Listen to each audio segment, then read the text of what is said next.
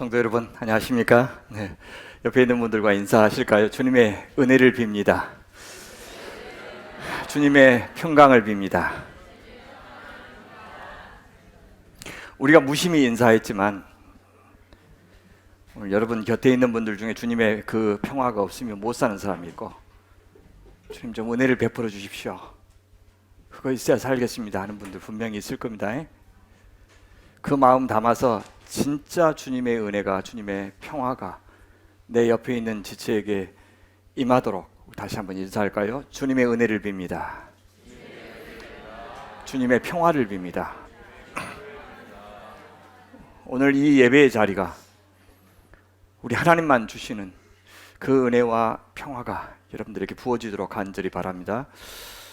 프란시스 베이컨이라는 분이 4가지는 오래될수록 좋다 그래요.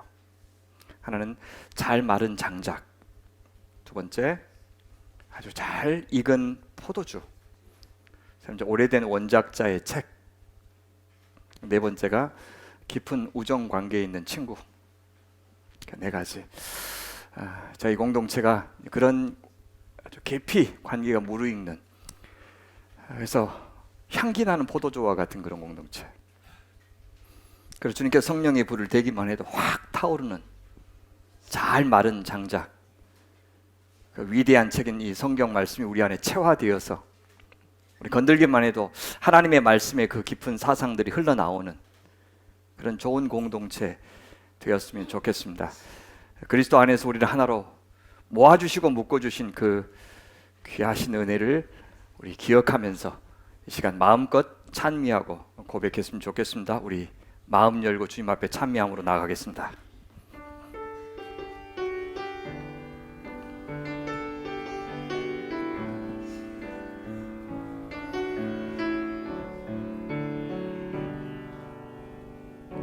주님 손에 맡겨드리리. 주님 손에 맡겨드리리. 나의 삶 주님께. 주님 손이 나의 삶 붙드네. 나 주의 것 영원히.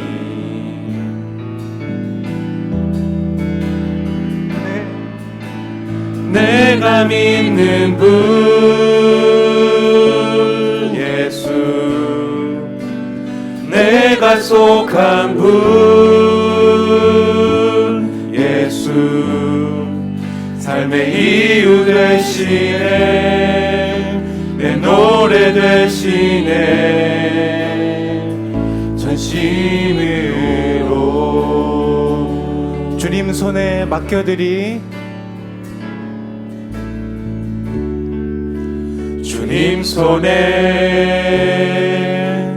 맡겨드리리. 나의 삶 주님께. 주님 손이 나의 삶 붙드네. 나 주의 것 영원히.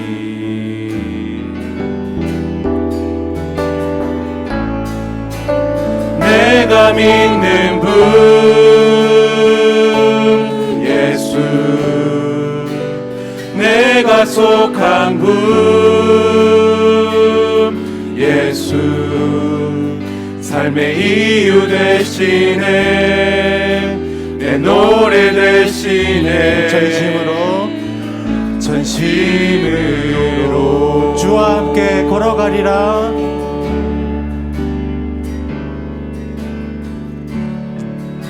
주와 함께 걸어가리라.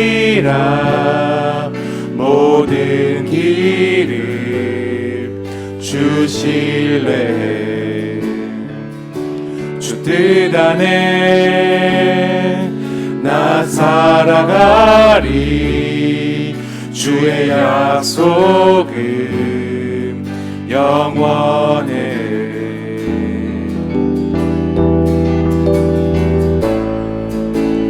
내가 믿는 분 예수 내가 속한 분 예수 삶의 이유 되시네 내 노래 되시네 내가 믿는 분 예수 내가 속한 분 예수 삶의 이유 되시네 내 노래 되시네 전심으로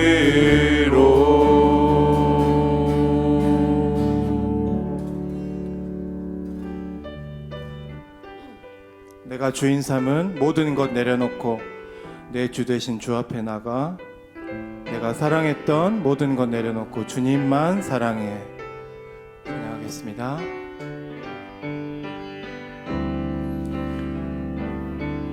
내가 주인 삼은 내가 주인 삼은 모든 것 내려놓고 내 주 되신 주 앞에 나가 내가 사랑했던 모든 것 내려놓고 주님만 사랑해 내가 주인 삼은 모든 것 내려놓고 내가 주인 삼은 모든 것 내려놓고 내 주 되신 주 앞에 나가 내가 사랑했던 모든 것 내려놓고 주님만 사랑해 주 사랑 거친 풍랑에도 주 사랑 거친 풍랑에도 깊은 바다처럼 나를 잠잠케 해 주 사랑 내 영혼의 반석 그 사랑 위에 서리 그 주 사랑 거친 풍랑에도 주 사랑 거친 풍랑에도 깊은 바다처럼 나를 잠잠케 해 주 사랑 내 영혼의 반석 그 사랑 위에 서리 주 사랑 거친 풍랑에도 주 사랑 거친 풍랑에도 깊은 바다처럼 나를 잠잠케 해 주 사랑 내 영혼의 반석 그 사랑 위에 서리 아멘 아멘. 시간은 모두 자리에서 일어나셔서 찬송가 1장으로 경배 찬양 올려드리겠습니다. 만복의 근원 하나님 온 백성 찬송 드리고 저 천사여 찬송하세 찬송 성부 성자 성령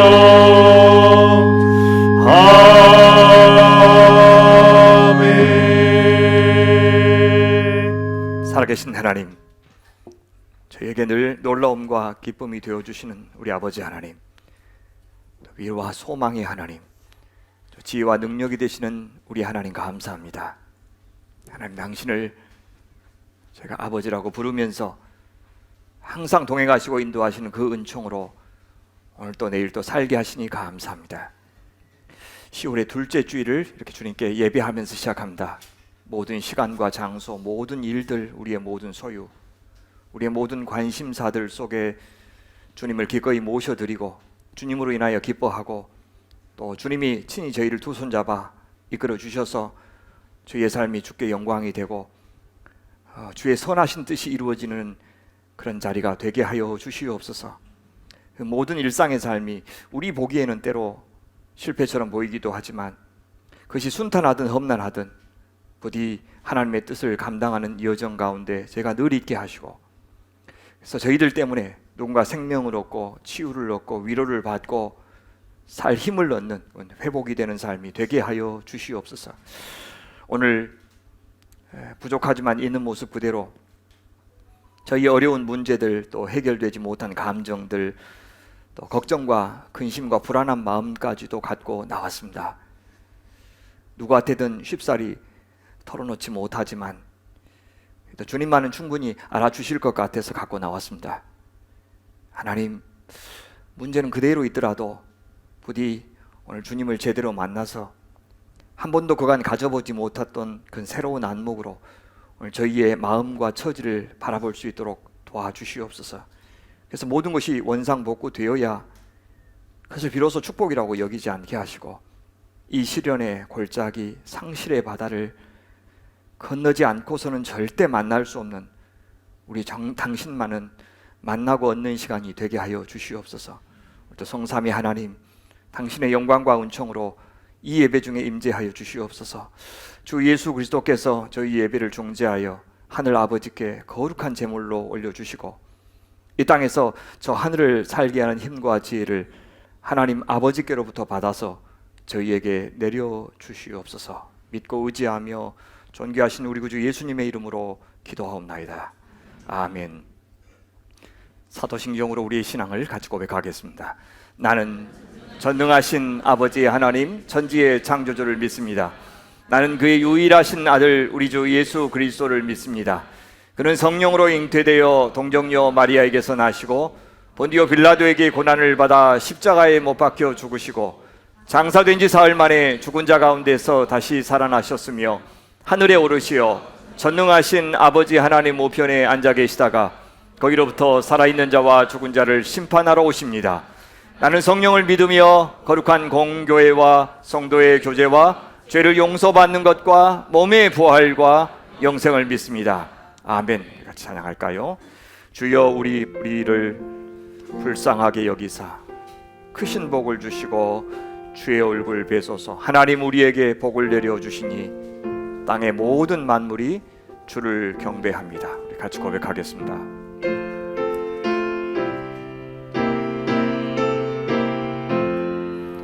주여 우리 무리를 불쌍하게 여기사 크신 복을 주시고 주의 얼굴 뵈소서. 주의 구원하심을 널리 알게 하시니 천하 만국 백성들 주께 찬송합니다. 주가 다스리시고 바른 심판하시니 나라들이 즐기며 기쁜 노래합니다. 땅에 나는 모든 것 주의 크신 은혜니 모든 나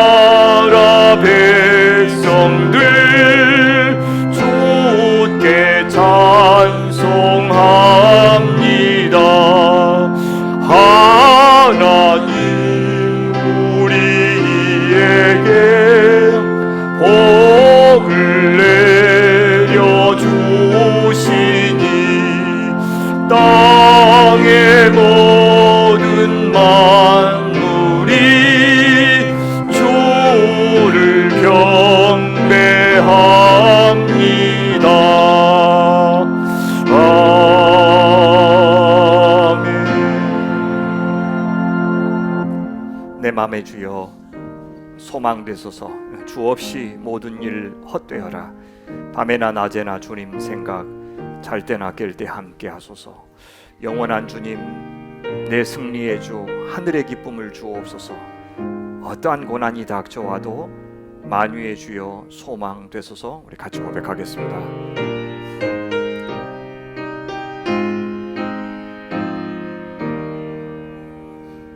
내 맘에 주여 소망 되소서. 주 없이 모든 일 헛되어라. 밤에나 낮에나 주님 생각,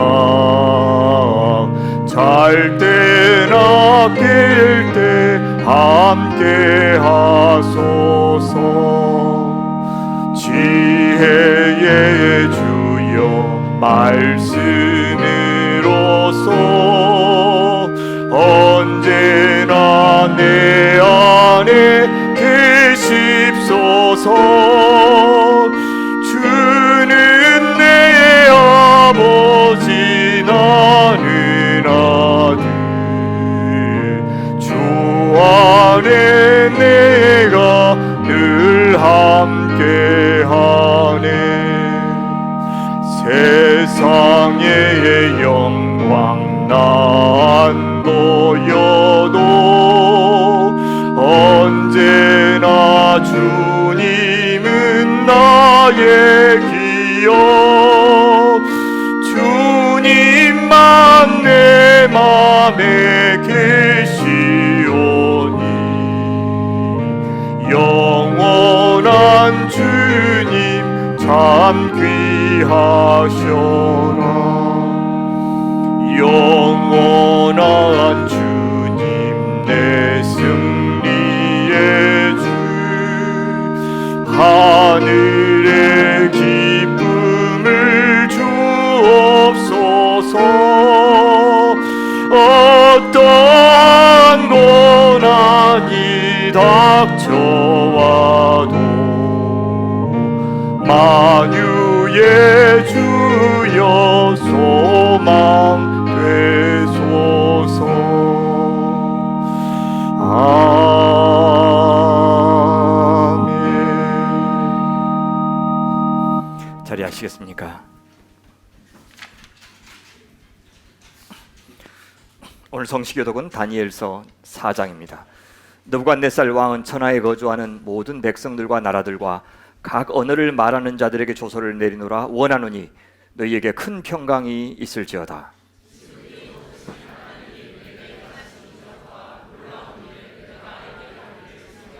참으로 크도다 그의 이적이여, 참으로 능하도다 그의 놀라운 일이여. 그의 나라는 영원한 나라요, 그의 통치는 대대에 이르리로다.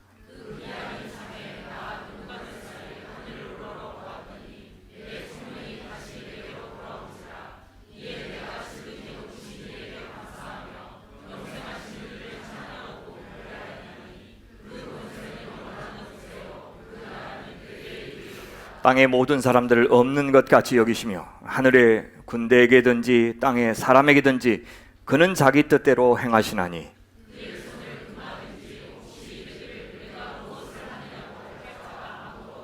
그때 내 총명이 내게로 돌아왔고 또 내 나라의 영광에 대해서도 내 위엄과 광명이 내게로 돌아왔고 또 나의 모사들과 관원들이 내게 찾아오니 내가 내 나라에서 다시 세움을 받고 또 지극한 위세가 내게 더하였느니라. 그러므로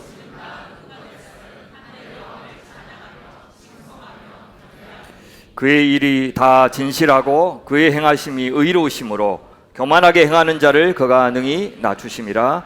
아멘. 하나님의 주권이 오직 하나님께만 있음을 느부갓네살 왕은 뼈저리게 느꼈습니다.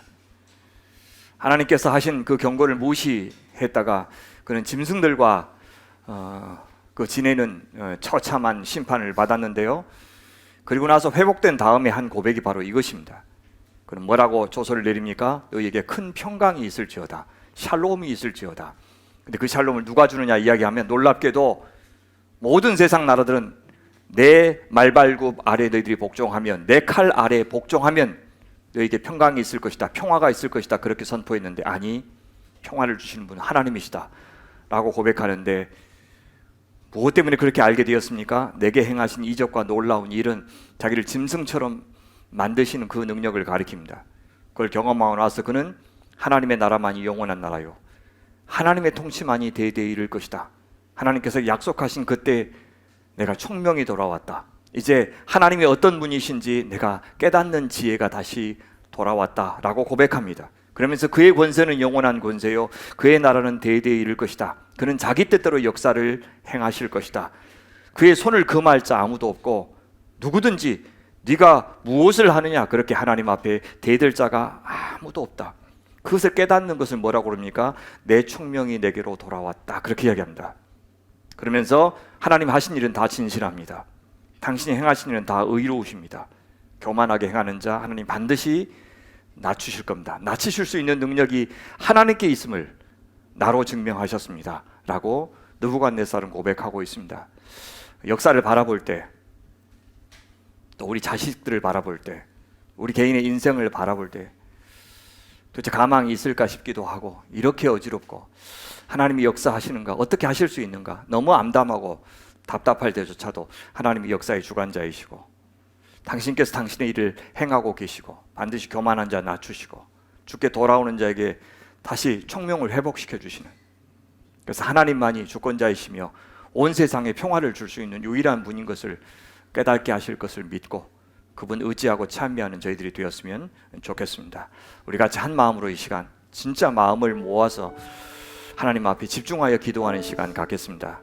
우리 한 주간 돌아보시겠습니까? 산다고 살았지만 주님 우리를 놓고 하셔서 우리 마음 호소하시고 찾아와 교제하시자 하신 그 음성에 얼마나 우리가 정신 차리고 반응했는지 돌아볼 때 부끄럽게 짝이 없을 겁니다. 주님, 우리가 말과 생각과 행실로 지은 죄가 많습니다. 용서해 주십시오. 그 사죄의 은총을 덧입기를 소원합니다. 우리 이렇게 하나님 앞에 기도하며 나갑니다. 하나님 감사합니다. 부끄럽지만 다시 주님 앞에 나왔습니다. 우리의 마음 당신 아십니다. 우리의 수준도 아십니다. 하나님, 우리가 얼마나 부족한지도 아십니다. 변함없이 기다려주시고 챙겨주시고 우리 믿어주시고 다시 기대어 주신 것 감사합니다. 그 하나님의 자비의 손을 부끄럽지 않게 만드는 주의 사람들 되게 해주십시오. 어제보다는 낫게 하시고 지난주보다는 하나님 우리에게 주신 약속과 소망이 저희 가운데 분명해지게 하시고, 아버지 하나님, 가끔 찾아와 뵙는 관계가 아니라 늘 찾아가 주님의 음성 듣고 힘을 얻어 하나님 이끄시는 그 길을 따라 걸어가는 저희들 되게 하여 주시옵소서. 오 아버지, 저희들 인해서 상처받은 사람들, 아픔을 겪는 분들 불쌍히 여기시고 제가 잘 알지 못하고 행하는 말들을 저희 입에서 거두어 가시고 오직 축복의 말이 가득한 입술이 되게 도와주십시오. 주신 말씀을 위하여 기도합시다. 주님께서만 역사의 주인이신 것을 이 시간 고백합니다. 하나님, 이 나라가 그 하나님의 통치 앞에 돌아오게 하소서. 우리의 자녀들이 돌아오게 하소서. 우리의 배우자가 돌아오게 하소서. 하나님, 이 교회가 하나님 기뻐하시는 자리까지 반드시 이루도록 주님 저희가 돌아오게 하소서. 우리 같이 기도하겠습니다. 하나님 아버지, 주님께서 변함없이 이 역사를 붙들고 계시고 참고 계시고 경영하고 계시는 줄 믿습니다.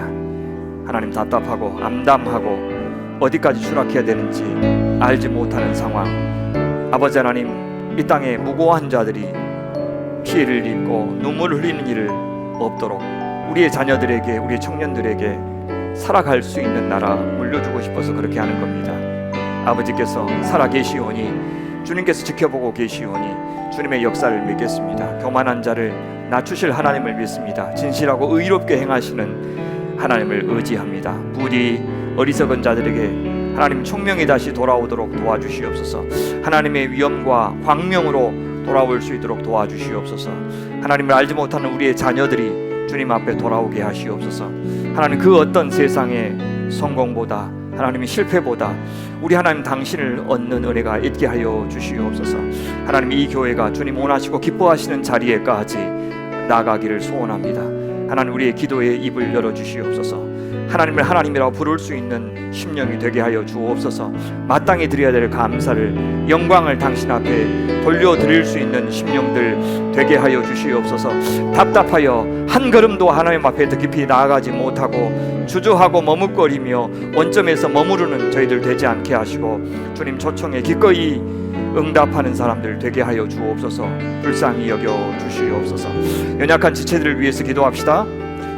췌장암 말기 투병하고 있는 젊은 우리 박희령 집사님의 동생을 위해서 기도합시다. 우리 박동익 집사님의 온전한 회복을 위해서, 김은숙 집사님의 회복을 위해서, 우리 이설을 위해서, 우리 수연 청년, 하나님 이건 진료 받았는데 많이 좋아졌다고 합니다. 수술 받을 수 있는 데까지 하나님께서 그 건강 지켜주시옵소서. 우리 같이 한 마음으로 기도합니다. 아버지 하나님, 젊은 목숨 당신께 달려있음을 믿습니다. 하나님 어떻게 창조하실지, 어떻게 지어가실지, 어떤 인생을 예비하실지 하나님 우리는 정할 수 없고 당신만이 아십니다. 주님 손에 온전히 맡겨드리길 소원합니다. 아버지 하나님, 그 가족들 지켜주시고 숱한 그를 아는 모든 사람들의 기도에 가장 아름답게 응답하셔서 아버지 하나님, 질병 너머에 하나님 그 소망을 품고 살아갈 수 있게 도와주시옵소서. 아버지 하나님, 고통을 거두어 주시옵소서. 치료의 길을 열어주시옵소서. 우리의 기도를 외면하지 마시고 아버지 하나님 도와주시옵소서. 박동익 집사님 살려주셔서 감사합니다. 김은숙 집사님 살려주셔서 감사합니다. 이서가 치료받을 수 있게 하셔서 감사합니다. 하나님, 수연 청년에게 하나님께서 치료의 길을 열어주셔서 감사합니다. 그렇게 역사하셨던 하나님, 이제 온전히 회복되고 몸뿐만 아니라 마음과 영혼까지 회복되어서 아버지 주신 건강 가지고 하나님 새롭게 열어주신 삶을 가지고 주님 앞에 영광 돌리는 인생 되게 하여 주시옵소서. 우리 이 땅을 위해서 기도합시다. 하나님의 정의와 공의가 바로 서는 나라가 되게 기도합시다. 간절히 기도합시다.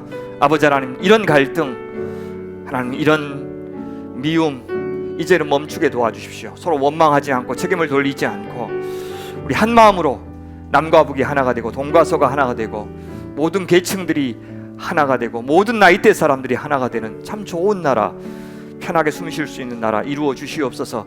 저 우크라이나와 러시아 간의 전쟁도 하나님 이제는 당신의 강권적인 역사로 그치게 하여 주시옵소서. 저 북한을 위해서도 기도합시다. 불쌍한 동포들을 위해서 기도합시다. 하나님, 그곳의 그리스도인들을 위해서도 우리 같이 기도하겠습니다. 기도합니다. 아버지 하나님, 불쌍히 여겨주십시오. 이 나라를 불쌍히 여겨주십시오. 지도자들 경성케 하여 주시옵소서. 느부갓네살 왕에게 깨달음을 주시고 총명을 주셨던 우리 하나님, 그들의 입에서도 하나님만이 평화를 주실 수 있다는 고백, 우리 하나님이 행하신 놀라운 이적과 일을 그들도 하나님 알게 하는 일에 참여하게 도와주시옵소서. 하나님의 권세만이 영원한 권세고 하나님의 나라만이 대대히 이를 것임을 하나님 이 땅의 권력자들이 고백할 수 있는 날이 오게 하여 주시옵소서. 아버지 하나님, 혐오와 미움과 원망이 이 땅에서 사라지게 도와주옵소서. 아버지 하나님, 아무런 승자도 없고 모두가 패배가 되는 자멸의 길을 걸어가지 않도록 하나님 도와주시옵소서. 이 땅에 전쟁이 일어나지 않도록 하나님 도와주시옵소서. 하나님, 우크라이나와 러시아 간의 그 무서운 전쟁이 어서소시 종식되어서 젊은이들이 집으로 돌아가게 하시고 하나님 생업이 회복될 수 있게 하시고 다시 한번 마음껏 하나님을 예배하는 두 나라가 되게 하여 주시옵소서. 북한 동포들에게도 하나님께서 긍휼과 자비를 베풀어 주시옵소서. 우리가 누리고 있는 이 평화, 이 자유, 하나님 이 부요를 그들도 누릴 수 있게 도와주옵소서. 그들도 사람 대접받으면서 살게 하여 주시옵소서. 악한 정권은 무너지게 하시고 하나님 아버지, 마음껏 하나님을 찬미하는 그런 나라 되게 하여 주시옵소서. 저희의 기도가 결코 땅에 떨어지지 않고 주님께서 반드시 기억하고 이루어 주실 줄 믿습니다. 하나님이 기뻐하시는 통일이 이루어지게 하여 주시옵소서. 오 하나님, 도와주옵소서.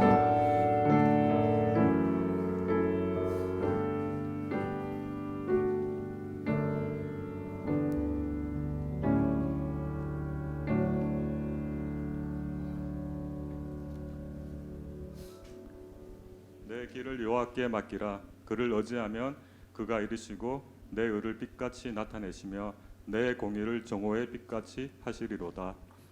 가을 늦더위로 올 것 같지 않은 날씨가 차가운 담배를 가진 가을 날씨를 마주하면서 어김없이 찾아오는 자연의 섭리를 느낍니다.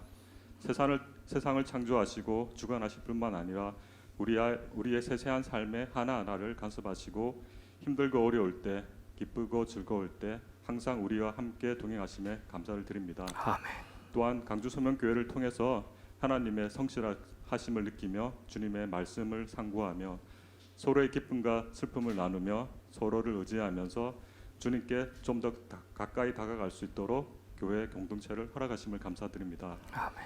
기도학기는 강주 소명교회 지체들 간의 사랑을 통해서 주님의 사랑을 간접적으로 느낄 수 있는 교회, 또한 성도들의 삶을 통해서 주님의 의가 세상에 드러날 수 있는 강주 소명교회가 될 수 있기를 바랍니다. 아멘.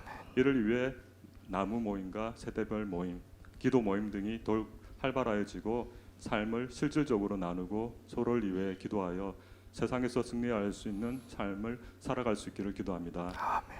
온 가족 수련회를 은혜 가운데 마치게 하시고 즐거운 성도의 교제를 허락하시고 미래에 대한 소명교회의 비전을 가질 수 있도록 해주셔서 감사드립니다. 아멘. 아동, 청소년, 성령 각 세대에 대한 예배당의 필요성에 공감할 수 있었고 한 마음으로 교회의 미래를 꿈꿀 수 있는 자리였습니다.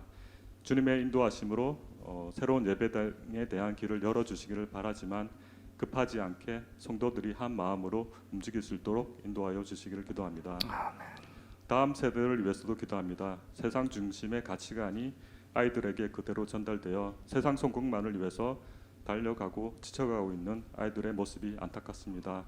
강주 소명교회 자녀들은 하나님의 꿈을 꿀 수 있는 자녀들이 되게 하시고 하나님의 가치관으로 세상을 바꿀 수 있는 도전적이고 용기 있는 자녀들로 자라날 수 있도록 우리가 먼저 바뀌게 하시고 교회도 이를 위해서 힘쓸 수 있기를 바랍니다. 아멘. 이 나라를 위해서도 기도합니다. 나라의 지도자들이 하나님과 국민을 두려워하는 마음을 가지게 하시고 모든 행정 업무가 법과 정의에 맞게 공정하게 처리될 수 있기를 바랍니다. 억울한 피해자가 다시는 나오지 않기를 바랍니다.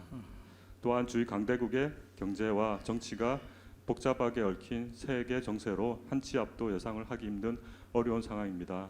주님, 이 나라가 민주주의의 본이 되게 하시고 선교와 세계 평화를 리드하는 국가가 될 수 있기를 기도합니다. 아멘. 오늘 말씀을 인도하시는 목사님을 위해서도 기도합니다. 하나님께 기대고 지체에게 기대고 세상을 향해 기댈 수 있는 교회가 될 수 있도록 목사님 말씀에 힘을 더하고 능력을 더하고 은혜를 더하여 그 말씀이 우리의 삶에 드러날 수 있기를 기도합니다. 아멘. 이 모든 말씀 예수님 이름으로 기도드렸습니다. 아멘. 아멘.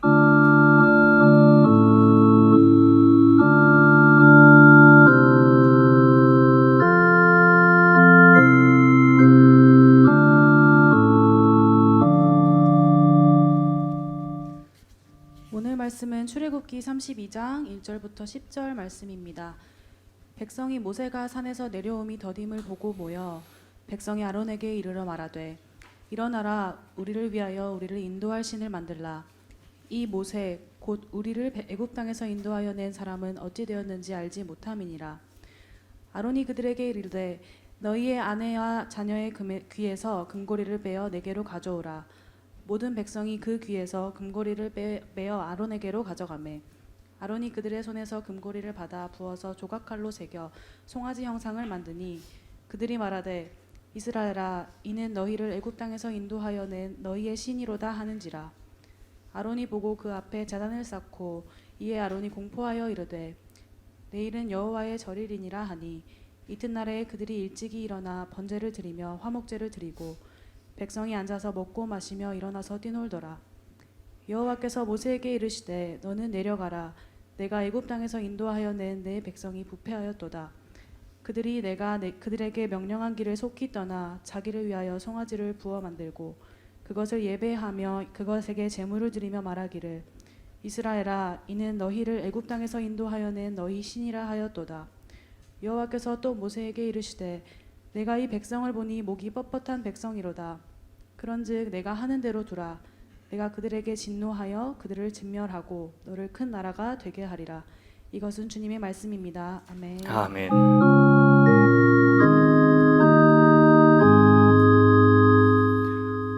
뒤를 남기지 말고 신뢰하라. 네, 이런 제목으로 기대다 시리즈 8번째 말씀을 같이 나누겠습니다. 우리 부모님들은 자녀들이 식사하기 전에는 뭔가 안 먹었으면 하죠. 특히 단 것은 주지 않습니다.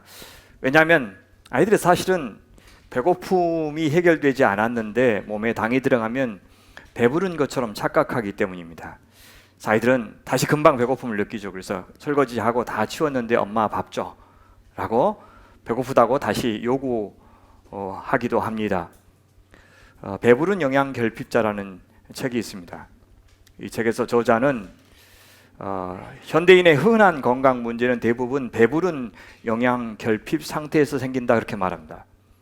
열량은 과하게 섭취하는 데 반해서 정작 몸에 필요한 영양소는 부족한 상태가 그들의 문제다 그렇게 말합니다. 실제 요즘에는 음식을 안 먹었는데 먹은 것처럼 포만감을 느끼게 만드는 기술까지 나왔어요. 일종의 가상 음식인데요. 비만 치료제로 개발한 겁니다. 팩사라민이라고 하는 약물인데 사람이 이것을 섭취하면 신체가 마치 칼로리가 있는 음식을 섭취했다고 착각을 일으키도록 만든다고 합니다. 근데 실제로 먹은 음식은 없기 때문에 체내 지방을 연소하면서 체중은 줄어들게 되는 그런 효과가 있다고 해요. 여러분, 사람의 욕구, 이것을 달리 표현하면 결핍감 이렇게 말할 수 있습니다. 뭔가가 모자란다고 느끼는 감정이죠. 그래서 그 감정 때문에 이제 갖고 싶은 욕구, 채우고 싶은 욕구, 보상받고 싶은 욕구, 또 인정받고 싶은 욕구, 안전의 욕구 같은 것들이 생깁니다. 예, 그런 것들이 생기는 것은 자연스럽지만 그래서 그 욕구들을 다 채워야 비로소 행복이 느껴지는 것이 아닙니다. 심지어 그 욕구들 가운데 상당히 많은 부분은 자연스러운 것이 아니라 그냥 우리가 처한 환경 때문에 후천적으로 실제로는 결핍감이 없는데 결핍된 것처럼 느끼게 만드는 것도 있습니다. 가령요, 모든 사람이 다 평등한 세상 한번 생각해 보십시다. 모든 사람이 사람으로 존중받는, 그래서 일하고 싶은 사람들은 일하고 적절히 쉴 수도 있게 만드는 그런 사회라고 생각해 봅시다. 아마 그런 사회에서는 사람들 사이에 열등감이나 교만 같은 것들이 그렇게 많지 않을 겁니다. 상대적 박탈감, 또 과도한 경쟁에서 오는 승리감 혹은 지나친 패배감, 이런 것들도 그런 사회에서는 적을 것 같아요. 여러분, 등수를 매기지 않는 학교 풍경 한번 상상해 보십시오. 2등 했다고 자살하는 그런 아이는 안 나오지 않겠어요? 국영수를 잘하는 사람들이 대접받는 우리 같은 사회가 아니라면 운동 잘하거나 예술에 능한 사람들이 지금보다 훨씬 더 자긍심을 갖고 살았을 겁니다. 돈이 주인 행세하는 세상이 아니라고 한다면 우리는 차나 집이나 옷이나 땅에 대해서 이렇게까지 집착하고 있지는 않을 겁니다. 캐나다나 혹은 스칸디나비아 반도, 스웨덴이나 핀란드나 그런 데 있죠. 그런 나라들처럼 사회 보장이 잘 된 그 사회주의 국가에서 우리가 살고 있다면 노후를 위해서, 그것도 그 노후 대비라고 하는 것이 대부분 병원비와 간병비를 위한 것인데 그런 것 미리 마련해야 된다는 강박에 시달리는 일이 많이 줄어들 겁니다. 만약 그런 사회라면 국민들을 개, 돼지 취급하는 이 천박한 정치인들은 발을 붙이지도 못하겠죠. 그런 선동에 휘둘리는 생각 없는 국민들도 줄어들 겁니다. 욕망이 너무 크면 그렇게 사리 분별이 안 되는 것입니다. 우리가 배고프고 목마른 것은 사실이지만 우리 자신의 욕구를 과연 얼마나 채워줘야, 어디까지 채워주는 것이 맞는지 우리는 우리 자신만의 기준을 가지고 주체적으로 그것을 결정해야 됩니다. 그러니까 내 욕망이 요구하는 바를 내가 해석해야 한다는 뜻입니다. 그래서 그 욕망을 채우는 것과 하나님을 믿는 것, 하나님께 기대는 것이 도대체 어떤 관계인지를 우리는 반드시 의식해야 됩니다. 때로 정말 내 존재에 도움이 될 만한 것은 구하지 않고 굳이 배려하지 않아도 되는 욕구가 있습니다. 품지 않아도 되는 불안이나 염려가 있습니다. 그런데 그것들을 해소하기 위해서 하나님을 동원하고 있으면서도 나는 하나님 의지한다, 그것이 신앙이다, 그렇게 착각하기도 하고 하나님께 기대는 것이라고 여길 수도 있다는 겁니다. 그럴 때 주님은 어쩌면 우리에게 이렇게 말씀하실 것 같아요. 애야, 십자가를 봐라. 그렇게 다 줬는데 뭘 더 바라느냐, 그렇게 말할 겁니다. 아마 우리의 욕망을 위해서 주님을 우리가 요청한다면 주님 수천 번, 수만 번 더 십자가를 줘도 우리에게는 부족할 겁니다. 그렇다고 해서 우리의 욕구를 극단적으로 절제하라는 말은 아니죠. 그것을 거세하거나 그래서 하나님께만 집중하는 것이 신앙이다, 그런 말 하는 건 아닙니다. 그런 금욕주의는 비정상입니다. 그것은 신앙이기는커녕 때로 위험한 위선이 되기도 하고 또 자기 자신을 향한 혹은 이웃을 향한 폭력이 되기도 해요. 하나님께서 그런 식으로 우리 인간을 부리시는 분이다 이렇게 성경은 말하지 않고 있습니다. 심지어 탈무드에서는 우리가 이 세상에서 즐기지 못한 것에 대해서 나중에 하나님께 해명해야 될 것이다. 재밌게 살다가 오라고 했는데 심각하고 비장하기만 살다 온 이유가 무엇이냐라고 주님께서 물으실 거란 뜻이죠. 그래서 가장 인간적인 것, 가장 인간다운 것이 가장 아름다운 것이기도 합니다. 그것이 하나님께도 기쁨이 되고 영광이 돼요. 자기 자식이 그렇게 아름답게 재미있게 잘 살고 있는 것을 주님이 얼마나 좋아하시겠습니까? 그것이 무엇인지에 대해서는 우리가 끊임없이 고민해야 됩니다. 어떻게 사는 것이 인간다우면서 아름답고 그것이 하나님께도 영광이 되는지를 계속해서 우리는 고민해야 돼요. 아무도 그 정답을 갖고 있지 않습니다. 하나님과 우리 사이에 펼쳐질 수 있는 아름다운 관계, 조화로운 관계, 근사한 관계에 대한 그림을 우리 개인의 수준에서 또 공동체의 수준에서 이 사회와 역사의 수준에서 상상력을 동원해서 그려내고 또 하나님 닮은 하나님이 주신 창조력을 동원하여 그것을 구현해 나가는 것이 인생이고요. 그것을 보통 비전이라고 부릅니다. 제가 여러분들한테 제시하고 있는 또 암시하고 있는 교회의 비전은 제가 그리고 있는 교회가 아니라 성경이 말하고 있는 교회론이 혹시 이것이 아닐까 하는 그런 것입니다.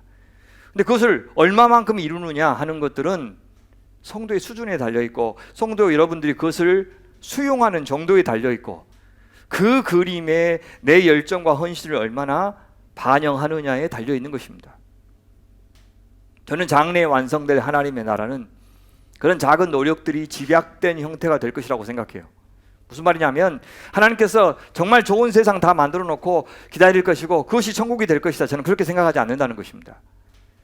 결핍이 없는 천국이 아름다운 것이 아니라 그 결핍을 결핍으로 느끼지 못할 만큼 사랑이 많은 곳, 사랑할 줄 아는 사람들이 많은 곳, 주님으로 배부를 줄 아는 사람들이 모인 곳이 저는 천국 같아요. 결핍이 있더라도 그렇게 건강의 결핍이든지 무슨 정서적인 결핍이든지 그런 데 있더라도 그 사람들이 함께 있는 것이 전혀 불편하지 않고 서로 우정을 나눌 수 있는 곳이 천국이지 모든 것이 완벽하면 얼마나 권태로울까 하는 생각이 듭니다. 저는 장래에 완성될 하나님의 나라는 바로 그런 나라라고 생각해요. 그래서 저는 이 땅에서는 어떻게 살든지 간에 예수 이름 믿는다고 고백만 하면 그 좋은 천국에 들어가는 티켓 거머쥘 수 있다는 식의 복음, 복된 소식, 그렇게 말하는 것을 들으면 사실 안 기뻐요. 왜 그게 복된 소식이지? 복음이지? 내가 목숨을 걸고 인생을 걸고 전해야 할 만큼 자랑해야 될 그런 복음이라는 생각이 안 들어요. 고작 그 정도가 복음이라면 저는 이 기독교라는 종교를 떠날 것이고 그것을 전하는 것이 목사의 사명이라면 당장에도 그만둘 겁니다. 아니, 그보다 훨씬 더 멋져야 돼요. 훨씬 더 근사해야 됩니다. 하나님은 훨씬 더 멋있는 분이어야 되고 그리스도인도 그리스도인의 삶도 훨씬 더 멋진 삶이어야 한다고 저는 생각해요. 이 땅에서 하나님 덕 봐서 세상 사람들보다 더 잘 살고 더 편하게 살고 세상 사람보다 더 많은 현세적인 권력을 누리다가 죽은 다음에 모든 죄 딱 용서받고 천국까지 가는 그렇게 패키지로 보장받는 종합 선물 세트 주기 위해서 하나님의 아들 예수께서 십자가에서 돌아가시고 우리를 구원하셨다는 말 저는 적어도 믿을 수가 없습니다. 과연 그런 혜택을 받기 위해서 하나님 믿는 것을 신앙이라고 할 수 있을까요? 그렇게 잘해주시는 하나님을 이 세상에서 만난 사람이 있을까요? 인생에서 그렇게 좋은 하나님만 경험한 분이 계실까요?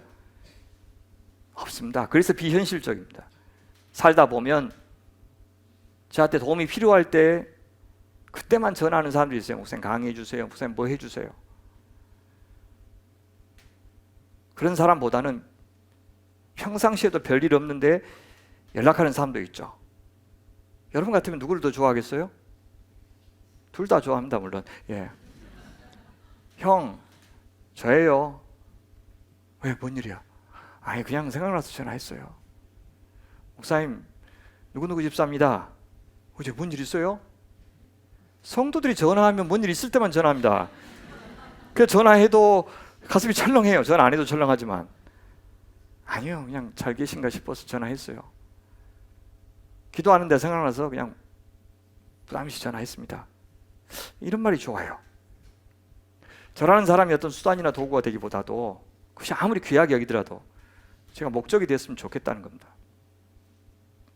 누구든 처음에 이 교회에 오셔서 이런저런 자기 필요를 채우고 싶어 하는 마음 있으실 겁니다.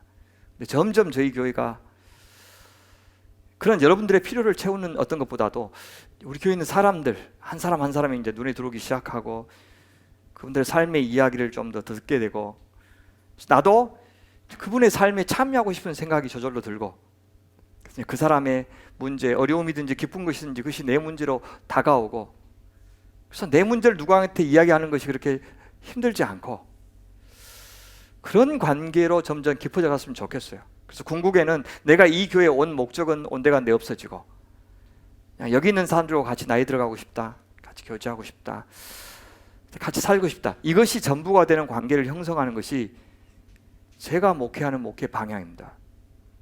목회자로서 이것이 저의 꿈이고 제 비전이에요. 여러분들을 동원해서 무슨 일을 해내는데 저는 별로 관심이 없어요. 그래서 제가 잠을 못 자요. 아니 왜 나같이 은사가 없는 사람이 건물을 지어야 되냐고. 짜증나 죽겠어요. 하기 싫어 죽겠다고요. 그래서 왜 목사님 화끈하게 좀 추진 않았어요 그러는데 하지 않을 빌미를 찾느라고 지금 애를 쓰는 거예요. 설문조사 결과 압도적인 반대가 나왔으면 좋겠어요. 이것을 해낼 수 있을까 없을까 그 문제가 아니에요. 이 과정에서 사람을 잃지 않기가 어려워요. 관계가 어그러지지 않기가 어렵다고요. 근데 그걸 다 조율해 가면서 왜요? 돈 내면 다 목소리가 높아집니다. 돈 내면 기대가 높아져요. 그 기대들을 다 조율해서 지금 우리가 누리고 있는 최상의 행복, 애써서 교인들이 수고해서 지금이 제일 좋아요.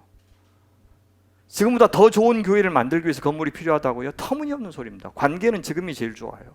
사람이 많아지고 모르는 사람들이 늘어나는데 어떻게 교회가 좋아져요? 그거 할 자신이 제가 없는데 왜 저한테 하라는 겁니까, 하나님? 그런 마음 때문에 도망가고 싶어요. 그래도 가보려고 그래요. 주님이 반드시 해야 된다, 하지 않으면 안 된다고 하는 컨펌을 해 주실 때까지 제가 돌다리도 두드리면서 가는 심정으로 천천히 가고 있는 거예요. 그래서 좀 빨리 하시라고 그렇게 말씀하시는 분도 감사하고, 목사님 이것도 한번 저것도 한번 고려해 보십시오 이렇게 말씀해 주신 분도 감사하고 그래요. 선교도 구제도 우리가 살아가는 것의 일부였으면 좋겠어요. 그래야 힘주지 않고도 할 수 있고 꾸준히 할 수도 있고 과시하지 않으면서 할 수 있으니까요. 우리 옆집하고 잘 지내는데 뭐 나물 맛있다고 갖다 줘요. 그런 옆집 같은 심정으로 좋은 일을 할 수 있을 것 같아요. 도움이 필요한 선교사님들을 돕고 선교단체를 돕는 일은 하지만 최대한 선교사님들이 우리 공동체의 일부가 되기를 바라는 심정으로 그렇게 합니다. 그래서 그분들을 섬기는 것이 사역이 아니라 그냥 우리의 자연스러운 삶의 일부가 되었으면 좋겠어요. 하나님께서도 우리가 당신을 사역의 대상이 아니라 하나님 당신을 목적이 되기를 바라실 것 같아요. 우리가 당신을 기댈 때 도움이 필요할 때만 찾는 거 원하지 않고요. 그냥 부담없이 찾아가는 하나님. 사실 하나님과 친하면, 하나님을 우리가 진짜 사랑하면요, 나한테 필요한 것을 더 잘 아시고 내 마음도 아시는 그분이 다 알아서 다 해주고 계시다는 것을 깨닫게 될 겁니다. 그분한테 잘 보여서 내 기도를 꼭 들어주시게 만들겠다고 생각하는 것이 얼마나 부질없고 무리한 것인지 우리는 알아야 됩니다. 하나님을 늘 우리가 기도하여 뭔가를 얻어내는 대상, 도움을 구하는 대상이보다도 특별한 용건 없이도 하나님 잘 계시죠? 뭔 일이냐? 오늘 날씨 겁나 근사해서요. 하나님 저 오늘 일하기 싫어요. 그냥 놀고 싶어요. 그렇게 무심히 말을 건넬 수 있는 관계가 되면 주님은 참 좋아하실 것 같아요. 예, 우리 뭐 사춘기 아들이 있는데 아빠 퇴근할 때 햄버거 세트에 맥너것 6개 추가요. 크크크 뭐 이렇게 이제 문자를 알려도 야, 그래서 내가 얘한테 쓸모가 있구나. 고마워하지만 아침에 일어나서 내가 작업을 하고 있는데 깨서 방문 열고 들어와서 뒤에서 그 이제 허깅하면서 굿모닝 이렇게 스윗하게 안아줄 때 아들이 나한테 기대고 있구나. 그런 것을 더 느껴요. 하나님께서 우리한테 무슨 일로 나를 찾니? 그냥요. 별일 없어요. 가끔은 그렇게 대답할 수 있는 그런 관계가 되시길 바랍니다. 하나님이 살아계시고 그분이 우리를 당신의 형상대로 만드셨고 또 우리가 소통하는 방식대로 소통하기를 원하셔서 우리에게 아주 익숙한 성경 책이라는 걸 주셨고 또 기도라는 것을 하게 하셨지 않습니까? 우리에게 눈에 안 보이고 그분의 음성도 안 들리는 그분한테 교제하는 방법으로 우리가 늘 쓰는 그런 방법을 허락하셨어요. 성경에요. 하나님과 우리 사이의 관계를 이 관계 메타포로 설명한 것이 굉장히 많이 나와요. 아버지와 아들, 남편과 아내, 왕과 신하, 목자와 양, 스승과 제자, 친구, 연인. 뭔 뜻입니까? 하나님도 우리한테 그런 인격적인 대우를 받고 싶어 한다는 것을 이렇게 표현하시는 것 같아요. 아마 하나님께서 가장 무례하게도 불쾌하게 여기시는 관계는 그렇게 바로 수단과 도구로 자신을 간주하는 관계. 우리가 의지하는 것과 이용하는 것이 그렇게 한 끗 차이입니다. 하나님을 위한다 하면서 만약에 우리가 인간 자신을 그리고 타인을 존엄하게 대우하지 않는다면 주님은 속상해 하십니다. 하나님은 우리를 이용하거나 사용하실 생각이 없는데 우리가 어떤 대의를 위해서 심지어 하나님의 영광을 위해서 다른 인간을 억압하거나 다른 사람의 자유를 앗아가는 걸 보면서는 기뻐하지 않으십니다. 왜냐하면 하나님은 우리가 가장 자유로운 상태에서 당신을 선택하기를 원하시니까요. 그때 가장 순수한 사랑이 되니까. 그래서 하나님은 먼저 우리에게 사랑을 요구하시고 사랑 안 하면 큰일 난다고 말씀하지 않으시고 우리를 자유롭게 해주셔요. 그 자유로운 상태에서 자발적으로 하나님을 선택하게 하십니다. 그래서 은혜가 항상 먼저고 그 다음에 믿음이 따라 나오는 겁니다. 하나님을 믿을 만한 근거도 없는데 주시지도 않고 무조건 믿으라고 안 믿으면 지옥 간다고 어떻게 그렇게 겁박하시는 하나님이 되실 수 있겠습니까? 그건 사랑도 아닙니다. 하나님을 믿는 것이 얼마나 어려운지 하나님이 우리를 창조하셨으니 더 잘 아십니다. 그래서 우리가 믿도록 하려고 하나님이 얼마나 오래 참으시고 얼마나 지속적으로 또 일관되게 사랑을 베풀어 오셨는지를 한번 보십시오. 우리가 얼마나 지독하게 이기적인 존재인지 그분이 잘 아셔요. 그래서 얼마만큼의 큰 사랑이 소위 믿음이라는 것을 우리에게서 받아내는데 필요한지를 아셔요.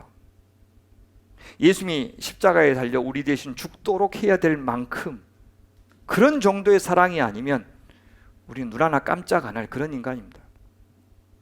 그래서 십자가의 그 은혜를 아는 만큼 우리 하나님을 더 잘 의지하게 될 겁니다.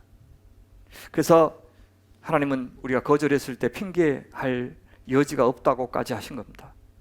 누구한테는 기회를 더 많이 주시고 누구한테는 더 덜 주신 것이 아니고 적어도 하나님 입장에서는 그럴 수 없고요. 우리가 보기에는 그런 것처럼 보이지만 하나님 입장에서는 더 많이 주고 적게 주고 하는 것이 없는 것입니다. 선택하면 복을 받고 선택하지 않으면 심판하겠다는 식의 두 가지 선택지만 사무적으로 제시한 그런 하나님이 아닙니다. 늘 압도적인 사랑을 보여주시고 장기간 동안 은혜를 베풀어 주신 일을 먼저 하십니다. 우리가 생각지도 못했던 관계를 먼저 우리에게 제안하십니다. 그것을 언약이라고 불러요. 하나님과 우리 사이 이해관계가 맞아떨어져서 서로 한번 잘해보자고 맺은 약속이 아니라는 겁니다. 그런 것을 계약이라고 부르고 언약이라고 부르지 않습니다. 언약은 늘 하나님께서 주도권을 갖고 시작한 관계를 말합니다. 그것도 당신이 창조한 피조물을 부모의 심정으로 창조주의 심정으로 시작한 관계를 언약이라고 불러요. 그래서 그 구원 자체를 거부하면 관계가 형성이 안 되죠. 물론 우리가 거부한다고 해서 즉시 하나님의 은혜, 하나님의 사랑이 중단되는 건 아닙니다. 하나님은 그 구원을 받아들이고 새로운 언약 관계 속으로 들어온 사람들과는 잘 교제하시지만 여전히 구원이 필요하고 도움이 필요하고 은혜와 긍휼이 필요한 존재들을 향해서도 변함없이 동행하시면서 햇빛을 주시고 비를 주시고 친구들을 주시고 사람을 보내셔서 하나님이 누구신지를 드러내십니다. 그들이 하나님이 사랑하여 창조하시고 이 땅에 보내신 존재에 어울리도록 살도록 계속해서 도움을 주십니다.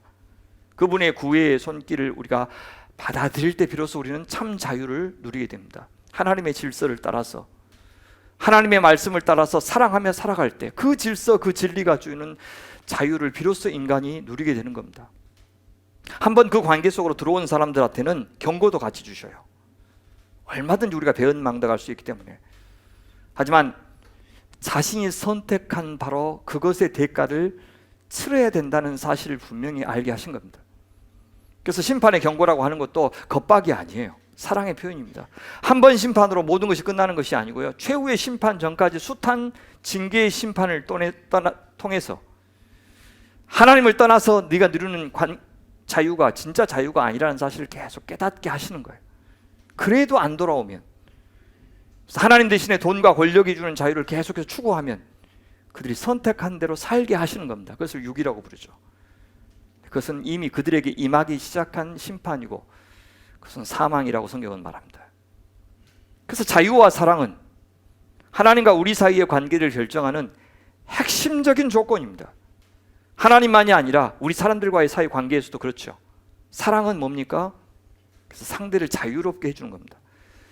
내 자유를 양도하는 헌신과 자기 부정을 사랑이라고 불러요. 더 많은 자유는 더 진실한 사랑을 가능하게 합니다. 소유하는 사랑, 집착하는 사랑 아니고, 내 욕구를 채우는 데만 여념이 없는 사랑 아니고, 자유하는 사랑이 진짜 사랑입니다. 타인에게서 자유가 커지는 것을 보고 타인이 사랑의 사람이 되는 것을 보면서 기뻐하는 것이 참 사랑이에요. 참 자유예요. 자유가 없고 사랑이 없는 사람은 자기 중심적이고 이기적일 수밖에 없죠. 자기를 사랑하지 않는 자는 그래서 아무도 진심으로 사랑할 수가 없어요. 하나님도 사랑할 수 없습니다. 우리 나를 사랑한 만큼, 나를 용납한 만큼, 나를 존중한 만큼 타인을 향해서도 사랑할 수 있는 겁니다. 하나님을 사랑한다 하는 말은 하나님께 자유를 많이 준다는 말이에요. 그분의 자유를 믿어드린다는 말입니다. 때로는 이해가 안 돼도, 때로는 내게 실패를 준다 하더라도, 고난을 준다 하더라도 그 자유를, 하나님이 마음대로 하고 싶으신 그 자유를 선의로 믿어드리는 것을 믿음이라고 합니다. 사랑이라고 합니다. 나를 사랑한다는 말도 나를 자유롭게 해준다는 말이에요. 자식을 사랑한다는 말도 자식에게 방종이 아니라 자유를 준다는 말입니다. 가장 나다운 나로 살 수 있게 하고 자식이 자식답게 살 수 있게 해주는 것이 사랑이에요. 기다려주는 것, 기대해주는 것, 그들의 필요를 적절하게 채워주는 것, 내가 바라는 사람으로 만들려고 하지 말고 하나님이 원래 그 사람에게 그 자녀 안에 심어 놓으신 참 귀한 것이 가장 멋지게 제때에 발현될 수 있도록 도와주는 것. 잘 모르지만 그걸 목표로 하는 것이 사랑입니다. 그것이 은혜로 키운다는 말의 뜻입니다. 내가 은혜로 이만한 믿음의 사람이 되었으니 우리 자녀들에게도 은혜를 베푸는 것, 자유를 주는 것. 우리가 왜 자녀 키우는데 이렇게 어려움을 겪죠? 가만히 생각해 보면 나는 하나님의 엄청난 은혜를 받아서 이만큼 되었는데 자식들한테는 바리새인처럼 엄청난 수준의 삶을 기대하고 요구하고 그렇게 못 살면 심지어 한심하게 여기기 때문에, 우리가 얼마나 한심한 사람이었는지를 다 잊어버렸기 때문에 자식을 그렇게 은혜로 양육하지 못하는 것입니다. 원하는 거 다 해주라는 말이 아니죠. 때로는 사랑하기 때문에 서운하게도 만들고 포기하기도 만들고 아프게도 만드는 것이, 그것이 부모의 사랑입니다. 그래서 그가 원하는 대로 되지 않고 하나님이 원하시는 대로 되도록 그렇게 만들어주는 것이 교육일진데, 우리가 그 자유를 못 누릴 때는 자녀들도 양육하기가 참 힘든 것이죠. 그러니 내가 자유롭지 않고는 타인을 자유롭게 해줄 수가 없어요.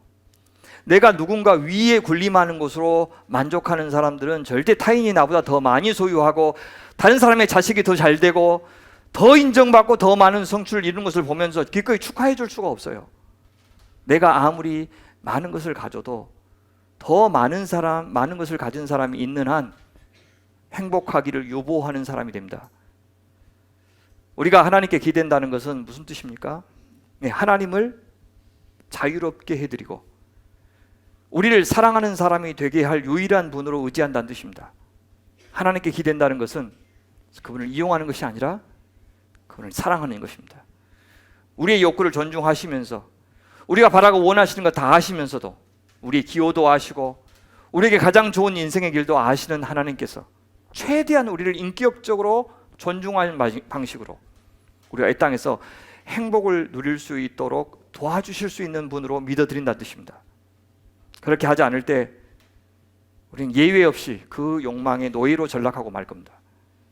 하나님께 기댄다고 말은 하지만 온갖 종교 활동으로 신에게 잘 보여서 원하는 것을 얻어내는 거래 관계로 만들어 버릴 겁니다. 욕구를 만족시키기 위해서 하나님을 찾지만 그때 그 하나님은 더는 우리를 창조하신 하나님, 우리를 사랑하시는 하나님이 아니라 우리가 창조한 우상으로 전락하게 되는 것입니다. 사랑하는 여러분, 우리가 하나님 닮은 사람, 예수님 닮은 존재가 되게 하는 것을 가장 큰 우리의 목표로 삼지 않는 이상 우리 늘 우상을 통해서 내가 원하고 바라는 것 얻어서 자유를 확대하려고 할 겁니다. 타인의 행복에 기여하기보다는 내 행복을 위해서 타인의 행복은 아랑곳하지 않는 사람이 될 겁니다. 그 순간 그들은 모든 존재하는 생명들이 하나님으로부터 비롯되었고 하나님 안에서 다 연결되어 있고, 그래서 타인을 향한 폭력과 탐욕은 곧 내 자신을 파멸시키는 것으로 귀결된다는 것을 반드시 경험하게 될 겁니다. 우리는 관계를 통해서 진정한 인간다움을 누리는 존재로 처음부터 창조되었습니다. 그러니까 내가 누구인지는 내가 뭘 가졌는지, 뭘 입고 어느 직장에 다니고 어떤 나라에 살고 무엇을 성취했는지로 결정되는 것이 아니고 내가 어떤 종류의 관계를 맺고 있는지로 결정됩니다. 그 관계의 대상은 하나님일 수도 있고 나일 수도 있고 소유나 권력 같은 것이 될 수도 있고 혹은 교회나 국가 같은 단체도 될 수 있습니다. 그것이 내 살고 죽는 것을 결정합니다. 그것과 어떤 종류의 관계를 맺느냐, 창조주 하나님께서 삼위 하나님께서 누리셨던 그 관계를 나도 그런 종류의 관계를 맺지 않으면 그것이 죽음이다 라고 성경은 말합니다. 그런데 관계가 아니라 소유를 통해서 우리 자신을 정의할 때 곧장 나는 물건처럼 전락합니다. 그에게 하나님도 물건이고요, 이웃도 물건입니다. 하나님의 말씀도 정보가 되고 교회는 그냥 집단이 됩니다. 그 어떤 예배에도 교제에도 종교 활동에도 자선에도 그 사람은 자기 자신을 담을 수 없어요. 마음 주지 않고 몸만 있습니다. 물건만 와 있습니다. 시간도 주고 물질도 주고 재능도 주지만 절대 마음은 안 줍니다. 사랑은 안 줍니다. 모든 것이 그 사람한테는 투자가 됩니다. 철저하게 비인격적이죠. 왜냐? 그들에게 이미 하나님이나 이웃이 비인격적인 물건이 되어버렸기 때문입니다. 그렇게 물성화된 신의 이름을 우리는 우상이라고 부르는 거예요. 그 신, 그 우상은 늘 우리가 적당히 주무를 수 있는 대상입니다. 겉으로는 숭배의 대상처럼 보이지만 우리가 통제하는 대상이에요. 칼바르트가 그렇게 말하죠. 우리가 원하는 신은 우리의 상상력과 예술에 의지하는 신, 우리가 만든 신이죠. 우리의 부와 우리의 기억의 창고에서 나온 신, 내 한계 안에 갇힌 신이죠. 어중간한 중간기를 감당할 신, 뭐 해야 되지? 참지 못하는 그 시간 있죠. 그 시간을 참을 때 얼른 기다릴 필요도 없이 얼른 고용할 수 있는 그런 신, 하나님의 침묵을 대신할 신, 아무리 기도해도 말씀 안 해주시는 그 하나님 참지 못해서 얼른 만드는 신, 우리의 중보자가 부재할 때 대비한 신, 얌전한 신. 그 신은 하늘 저 멀리에 계시든지 아니 우리 마음대로 조작하고 제작하고 우리가 고칠 수 있는 그런 신이 됩니다. 우리의 삶에 지나치게 간섭하지 않는 얌전한 신. 그러나 우리가 필요할 때는 언제든지 소환해서 우리의 불안, 우리의 염려를 달래줄 신을 우리 끊임없이 만들어냅니다. 그렇게 종교에서는 우리 인간이 그 신에 참여하고 신의 호의를 얻으려면 어떻게 됩니까? 정교한 종교 기술이 필요합니다. 그것을 주술문화, 주문문화 그렇게 얘기해요. 주술, 종교적으로 탁월한 영매를 통해서 신을 자극하고 신을 충동하고 신을 설득하고 신을 만족시키는 것을 말합니다. 주문, 주문을 외운다 그러죠. 우리의 마음을 담은 소통인 기도하는 반대로 그냥 신을 향한 읊조림입니다. 얼마나 자주 하는지, 얼마나 많이 하는지가 중요할 뿐 그 내용이나 그 마음은 중요하지 않습니다. 반복하는 것도 마음을 담는 것이지만 중요한 것은 자기 열정을 증명하는 데 있어요. 그것이 주문입니다. 이렇게 인간과 동떨어져 멀리 있는 신에 가닿으려면 꼭 필요한 것이 바로 영매입니다. 그 영매의 신기가 더 탁월할수록 그 영매는 신을 더 잘 감동하고 자극해서 내가 원하는 것을 얻어내겠죠. 또 애군을 잘 막아주겠죠. 그래서 종교에서 중요한 것은 무당이나 사제나 성직자 같은 사람입니다. 그래서 그분을 향한 정성이 신을 향한 정성으로 간주됩니다. 여러분, 하나님께 축복을 받고 싶으십니까? 저한테 잘해야 되면 저한테 저한테 영매한테 잘하면 제가 잘 말해줄게요. 이렇게 말하는 게 종교라는 뜻입니다. 저한테 잘해야 돼요. 그 사람 특별한 사람이 되고요. 특별한 영역에서 살아가고 특별한 삶의 방식을 영매한테만 요청하고 그 대가로 특별한 대접을 받아 마땅한 자로 여겨지는 것이 영미입니다. 그래서 함부로 여기 올라오면 안 되고, 예. 이 방도 막 함부로 막 들어오면 안 돼요. 신령한 곳인데 그렇게 구별시켜 놓는 거예요. 이렇게 지금도 여전한 성직주의는 그래서 우리의 신앙이 종교로 전락했고 하나님의 우상으로 전락했다는 뜻이기도 합니다. 우상은 겉으로는 인간의 정성과 종교 의식을 통해서 경배받는 그렇게 대상처럼 보이지만 실제로는 우리 욕망의 형상화입니다. 월터 브루그만은 그래서 이렇게 말했죠. 인간의 최고의 경배의 대상을 우리 인간이 통제하고 조종할 수 있는 형태로 다시 만든 것이 바로 우상이다. 그래서 우상은 인간의 매수, 인간의 조종의 대상으로 전락하기 때문에 자유를 박탈당한 그래서 비인격적인 신일 뿐입니다. 우리가 신을 향해서 왜 공포심을 갖습니까? 그 공포심이란 것은 신이 우리에게 주는 공포심이 아니에요. 우리의 삶이 불확실하고 불확정적이고 예측할 수 없기 때문에 그렇게 생긴 불안을 신을 향한 공포심으로 대신 표현하는 겁니다. 종교에서 신은 그러나 정확히 인간이 한 만큼만 예측 가능하게 반응하기 때문에 거기에는 자유의 하나님이 만들어내는 신비의 공간, 그 전율의 공간, 경의의 공간 그것들이 없게 됩니다. 종교의 신들이 기대하는 것은 우리의 인격이 아닙니다. 우리와의 친밀한 관계도 아닙니다. 눈에 보이는 그냥 눈에 확 드러나는 가시적인 주술 행위를 그 종교의 신은 요구한다고 생각합니다. 그래서 그런 종교에서 필연적으로 나타날 수밖에 없는 것이 가식적인 신앙이에요. 뭘 얼마나 바치고 뭘 얼마나 열심히 하는지가 중요할 뿐 그들의 고백과 그들의 삶이 달라도 아무 문제가 없어요. 우상은 자기 존재감, 자기 위용을 가시하기 위해서 늘 인간이 그렇게 좋아하는 번영, 번성, 건강 혹은 인간이 그렇게 존경에 맞지 않는 큰 성전, 큰 권세로 자기를 과시합니다. 비인격적인 종교들은 늘 과도한 종교 의식을 행하고 큰 건물과 많은 사람들로 절대 우리의 내면을 들여다볼 틈을 주지 않습니다. 엄청난 프로그램으로 정신없이 돌리지. 그래서 나는 누구인데, 내가 어떻게 살고 있는데, 나는 어떤 존재인데, 나는 다른 이웃들 향해서 어떤 마음을 품고 있는데, 이 세상과 나는 어떤 관계라고 생각하는데 그런 것에 대해서 질문하지 않도록 만드는 그것이 바로 종교입니다. 내적이고 정신적인 가치보다 그냥 현세적이고 물질적인 가치 가지고 축복과 성공을 결정하게 만들어주는 것이 종교입니다. 그래서 니체는 이 세상에는 실체보다 우상이 더 많다고, 이 세상에서는 하나님을 믿지 않는 사람들이 훨씬 많다고 그렇게 이야기했습니다. 한 번도 그 우상은 역사상 천대를 받거나 외면을 받아본 적이 없습니다. 우리 시대에도 열렬히 숭배받고 있습니다. 이름만 달라졌을 뿐이죠. 자본주의화된 교회에서는 그 신의 이름을 하나님, 예수님, 성령님이라고 붙였을 뿐입니다. 모든 문화에 우상이 있고 그 우상을 모시는 사당이 있고 성직자들이 있어요. 가령 돈과 성은 모든 시대의 우상입니다. 그것이 여러 가지로 표현되는데 영국에서는 가령 축구로 표현되죠. 감독이 성직자고 선수들은 사제고 경기장은 신전이고, 월스트리트에서도 돈이 우상이죠. 펀드 매니저들이 성직자고 은행과 증권사가 신전이고. 우상은 뭡니까? 하나님보다 더 중요한 것이요, 우리 마음과 공상의 세계를 하나님보다 더 크게, 넓게, 확고하게 차지하고 있는 것, 하나님만이 줄 수 있는 것을 줄 수 있는 분이라고 믿어지는 대상, 그것이 우상입니다.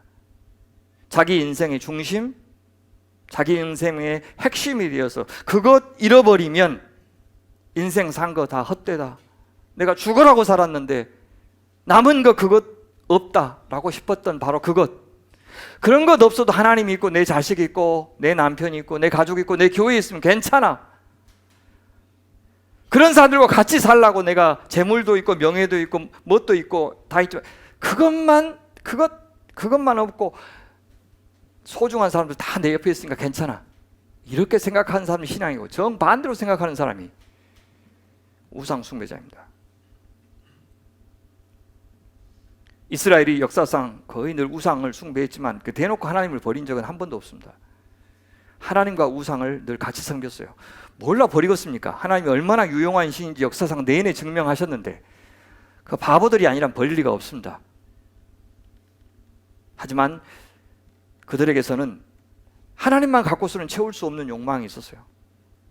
하나님은 허용하지 않으시지만 다른 신들은 그것을 허용하니 다른 신을 고용해서 그 욕망을 채우려고 했어요. 그래서 혼합주의라고 그러죠. 그렇게 되면 그의 내면에는 늘 일관성이 없어져요. 왜냐하면 두 가치관이 늘 충돌하지 않겠습니까? 정말 뻔뻔하지 않고서는 견딜 수 없는 내면적인 갈등이 벌어집니다. 여러분, 그 뻔뻔함을 가리켜 성경은 뭐라 그래요? 양심에 화인 맞았다 그렇게 표현한 거예요. 저 내 안에서는 이거 아니다 이거 아니다 하는데 그것을 누르면서 계속해서 나아가는 것을 양심에 화인 맞았다 그러는 거예요. 이번에 청문회 하다가 도망간 가시네 있죠. CTS 그런데 나와가지고 하나님께서 엄청 복 주셨다고 간증했던 여인입니다. 그런데 뭘로 돈 벌었어요? 그 황색 저널리즘 가지고 그 돈 번 건데 하나님이 은혜 주셨다고 그렇게 고백하던 그 여인 유인촌 씨 보세요. 청문회 나와서 변명하고 거짓말하는 거 보시라고요. 장관이라는 자리가 도대체 뭐길래 돈이 뭐길래 그런 부끄러움을 무릅쓰려고 하는 것인지 얼마나 사탄이 무서운 존재인지 한편으로는 가증하면서 다른 한편으로는 참 애처롭기까지 했습니다. 성경은 우리에게 예수님을 믿으라고 말하지 않아요. 예수님만 믿으라고 이야기해요. 두 주인을 섬기는 자는 하나님의 아들도 하나님도 사실 믿지 않는 것입니다. 요한복음 3장에 보면 그렇게 우상화된 하나님의 신봉자로 니고데모가 등장하죠. 예수님은 그에게 영생을 얻는 일, 하나님 나라에 들어가는 길은 물과 성령으로 거듭나는 것이다 그렇게 하셨어요. 하지만 그 사람은 어미 뱃속에 들어갔다가 다시 나와야 한다는 말을 오해했죠. 하지만 1000번 만번을 다시 태어나도 도로 그 사람입니다. 그것이 종교예요. 여러분, 다음 생에 돼지로 태어나지 않기 위해서 이 세상에서 나쁜 짓 줄이겠다, 덕을 쌓아야 되겠다 그렇게 생각해본 그런 사람들 만난 적이 있습니까? 정말 그렇게 사는 사람이 있냐고요. 아니 우리같이 이렇게 고상한 죽은 이후에 고상한 하나님 나라에 대한 소망이 있는데도 이 땅의 욕망에 대해서 좀처럼 끊지 못하는데 개미로 태어나지 않겠다, 돼지로 태어나지 않겠다, 뱀으로 태어나지 않겠다 그러기 위해서 이 세상에서 나를 버리고 나를 부인하고 대의를 위해서 나를 희생해야 되겠다 그렇게 생각하는 사람 본 적이 있냐고요. 그건 불가능합니다.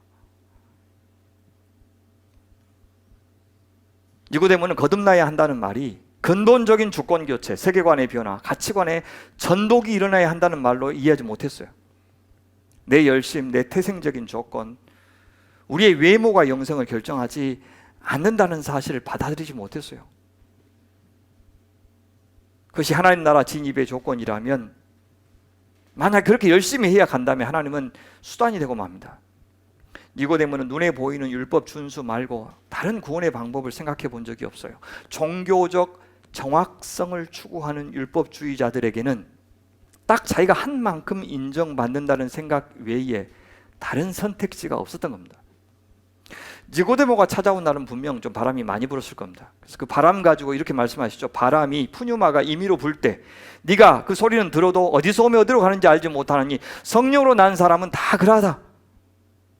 율법주의적인 종교인들이 믿는 하나님은 일정하게 일하시고 일정하게 인식할 수 있는 방식으로만 일하시는 분, 자기들의 교리 안에서 자신들의 공식 안에서 예외 없이 일하시는 분.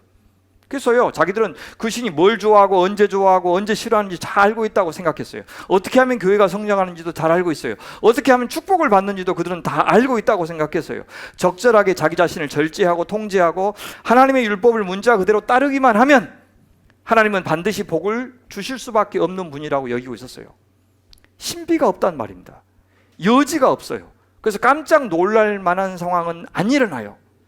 근데 그러고 있는 동안 그들은 자기들이 자기 유익을 위해서 끈달린 인형처럼 하나님을 조종하고 있고 무한하신 하나님을 유한한 도구로 연장으로 전락시키고 있다는 사실은 몰랐어요. 예수님을 죽였으면 죽였지 자기들의 교리 기대에서 벗어난 하나님의 아들은 절대 필요가 없었어요. 그러나 하나님은 바람 같은 분이에요. 인간이 예측할 수 없는 분, 제어할 수 없는 분, 잡을 수 없는 분, 꺼지지 않고 통제할 수 없고 길들일 수 없는 분. 성령으로 난 사람은, 거듭난 사람은 이 세상이 잡을 수 없는, 통제할 수 없는, 어찌할 수 없는, 조종할 수 없는, 우리도 바람 같은 존재, 자유로운 존재. 그게 영생이에요. 그게 거룩함이에요. 그렇게 세상과 구별된 존재가 바람 같은 존재, 영의 존재. 그렇게 하나님을 인식하고 인정하는 사람이 거듭난 사람. 하나님을 제어하려고 말씀 보고 기도하고 예배하고 섬기는 것 하지 않고, 교회 안에서 한마디 자기 발언권 높이기 위해서 일하지 않고, 성령의 예측할 수 없는 역사에 겸손히 복종하고 그분의 숨결에 따라서 기꺼이 따라가는 사람이 진짜 영생의 사람이에요. 그것이 우리가 하나님께 기댄다는 말의 뜻이에요. 출애굽기 32장을 보면 모세가 40일 동안 시내산에 올라가서 하나님과 대면하면서 성막에 설계도 만들고 10계명을 받고 있었어요. 그동안에 땅 아래에서는 무슨 일이 벌어지고 있었는지를 말해주죠. 저 산 위에서는 하나님께서 자기 백성과 어떤 규칙을 갖고 살 것인지를 벅차게 나누고 있었고, 또 같이 지낼 신방, 이것이 성막입니다. 신방을 어떻게 꾸밀지를 설레는 마음으로 나누고 계셨는데, 땅 아래서는 황금 송아지 우상 만들어 놓고 경배하고 있었어요. 외도했습니다. 이스라엘은 아론을 부추겼습니다. 나를 창조하신 하나님을 경배한 것이 아니라 내가 창조한 하나님을 열심히 경배했습니다. 거기에 헌신도 있었고 기쁨도 있었습니다. 금고리기 빼다가 녹여서 황금 송아지 만들었고, 절의를 선포하고 번제와 화목제도 드리고, 백성들이 앉아서 먹고 마시면서 일어나 뛰놀기도 했고, 기쁨도 있고, 너희를 애굽에서 인도하여 낸 너희 신이로다 라는 흠잡을 데 없는 고백도 있었고, 그들은 자기가 하나님을 버렸다고 생각하지 않아요. 하나님의 은혜를 망각했다고 생각하지 않아요. 자기들의 방식대로 기억하고 기린다고 생각을 했어요. 하지만 하나님은 어떻게 반응하십니까? 썼다, 할 만큼 했다, 그렇게 하지 않으시고 뭐라 그래요? 자기를 기대고 있다, 사랑한다, 그렇게 인정하지 않으시고 모세를 향해서 네가 애굽 땅에서 인도해낸 네 백성이다. 내가 인도한 게 아니라 네가 인도했다. 내 백성이 아니라 네 백성이다. 내 백성이 부패하였다. 그건 죄다. 하나님은 그들이 숭배하는 말 잘 안 듣는 암송아지처럼 그 암송아지를 닮아서, 그 우상을 닮아서 목이 뻣뻣한 백성이다 라고 평가하십니다. 그래서 그들을 진멸하라고 말씀합니다. 그들이 그토록 헌신적으로 기쁨 가운데 섬겼는데 왜 그렇게 화를 내신 겁니까? 무엇이 빠져 있었기 때문에요. 거기는 모든 것이 다 있었는데 하나님만 없었어요. 하나님의 말씀을 어겼습니다. 하나님을 무시한 겁니다. 그분의 말씀이 무시되는 곳에는, 그분의 말씀이 창조를 일으키지 못하는 곳에는 하나님은 안 계십니다. 누가 여러분의 말을 무시하면 여러분 그 자리에 있는데도 여러분에 대해서 아무렇게나 이야기하고 험담하고 비난한다면 여러분 환대를 받는다고 느끼지 못할 겁니다. 여러분이 무슨 말을 해도 못 들은 척하고 여러분들에게 절대 말을 걸어주지 않고 투명의 인간으로 취급하고 있다면 여러분 거기 있으면서도 거기 없는 사람으로 간주되는 것이죠. 하나님이 그런 취급을 받은 겁니다. 우리가 하나님의 말씀을 외면한다면, 순종하기를 거부한다면, 그래서 우리가 아무리 우리 방식으로 찬양하고 고백하고 헌신하고 기뻐한다고 해도 우리 하나님의 사람이 될 수가 없는 겁니다. 그리고 우리 빌이 우리가 무언가를 숭배하면 그 숭배의 대상을 닮아간다. 황금 송아지를 숭배하면 황금 송아지의 특성이 우리가 된다는 거죠. 하나님을 경배하고 순종하면 하나님 닮아가겠죠. 반대로 우상을 숭배하면 우상을 닮아갑니다. 왜요? 누군가를 믿고 따른다, 숭배한다는 것은 그의 가치관을 수용한다는 뜻이에요. 그와 하나가 되고 싶어 한다는 뜻이에요. 그의 말이 내 말이 되고 그의 생각이 내 생각이 되고 그의 삶의 목표가 내 삶의 목표가 되게 하고 싶다는 뜻이에요. 우리 시대 교회가 성경의 하나님보다 세상이 숭배하는 우상을 더 닮아가는 것은 그들이 그 우상을 숭배했기 때문입니다. 플랜팅가는 내가 만든 하나님과 나를 만든 하나님을 교환하는 이것을 미친 교환, crazy exchange라고 불렀어요. crazy exchange. 백성들은 지금 아론한테 보험 설계사 역할을 하도록 맡긴 겁니다. 만약의 사태에 대비하는 신 하나를 만들려고 한 거죠. 모세가 시내산에서 내려오지 못할 것을 대비해서 만든 신. 온전히 하나님만 의지한 것이 아니라 분산 투자로 위험을 막겠다고 나선 겁니다. 여호와 하나님을 믿는 일이 만약의 경우를 대비하는 그런 신을 마련하는 정도라면 우리는 하나님을 기대는 것이 아닙니다. 하나님은 우리가 당신을 유일한 대안으로 한 마음으로 나뉘지 않는 마음으로 몸과 마음과 뜻과 정성과 목숨을 다하여 사랑해 드리기를 기뻐하십니다. 그것만을 사랑이라고 하십니다. 그런 믿음 어찌 한순간에 이루어지겠습니까? 많은 그런 것이 아니어도 하나님께 기대는 것이라고 적어도 우리는 말하지 말아야 됩니다. 하나님이 다 봐주시고 기다려 주실 것 우리 믿지요. 하지만 그 기다림마저도 우리의 불순종을 정당화하는 방식으로 써서는 안 되겠습니다. 저는 저를 너무나 잘 아는 사람들이 제 성격도 알고 저를 이용할 줄도 알면서 이용하는 줄 알지만 달리 어쩔 도리가 없어서 그냥 봐주는 경우가 있습니다. 같이 일하면서도 그런 일 많이 겪잖아요. 그럼 놔둡니다. 뭐 어쩌겠어요. 하지만 그런 사람들과는 진실한 관계를 맺기 어려워요. 근데 하나님은 그런 우리보다 훨씬 품이 넓으시기 때문에 더 많이 기다려 주시긴 하겠지만 하나님은 출애굽을 통해서 구원한 이스라엘 백성들을 포기하고 싶다고 말씀하셨지만 진심은 아니었어요. 모세에게 좀 말려달라고 말씀하신 거죠. 그것이 진심이었습니다. 그래서 모세는 간절히 이 백성을 위해서 중보기도 했습니다. 자, 이 우상 숭배를 주도했던 몇 사람들만 제외하고는 또 하나님이 용서하시는 것을 보여주죠. 말씀을 맺겠습니다. 하나님은 우리가 당신을 기대고 의지할 때 세상을 다 얻으신 것처럼 기뻐하십니다. 우리가 기대려고 마음 먹는 그 순간부터 우리가 기도하려고 입을 떼기도 전에 아니 무슨 말을 어떻게 표현해야 될지 정해지지도 않았는데 우리를 위해서 벌써 일하기 시작하시는 겁나 성미 급한 하나님이십니다.